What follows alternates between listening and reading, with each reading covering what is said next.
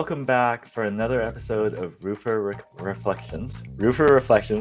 And I want to thank Marty for joining us. It looks like you've been part of the roofing industry for a very long time.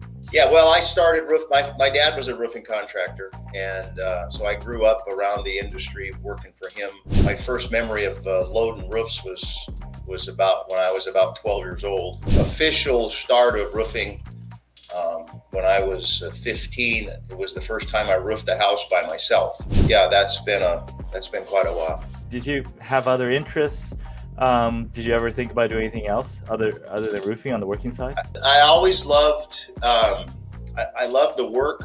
I loved the variety of places I could, because every day or every few days anyway, you're working somewhere different. And I loved everything about it. I loved the people I worked with. They were a bunch of crazy guys, but they taught me a lot. I had no desire to really do anything else.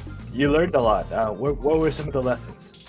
I think back on some of my, we use the phrase mentors now, but some of the guys that taught me how to work and how to roof really taught me the value of doing whatever you're doing, do it right. And I started out like most everybody in those days. I started out as a loader, and they impressed on me, if you're gonna load the shingles on the roof, do a clean job, do it right, make sure it's accurate. Those life lessons are true whatever you're doing. You carry that mindset through.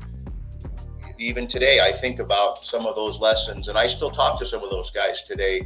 I think about some of those lessons that they taught me. Don't just get it done right. You've also are involved in a lot of committees and volunteer activities. Tell me about that. I like being involved where I think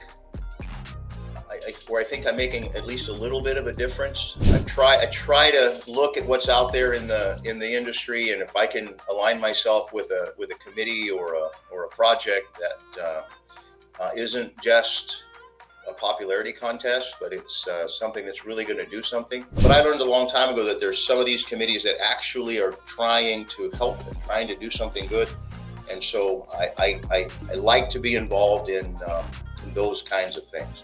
If I can participate in those things, then it's generally time well spent.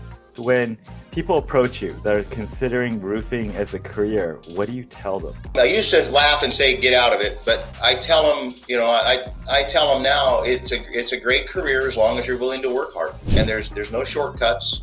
In the roofing industry, the business has changed so much.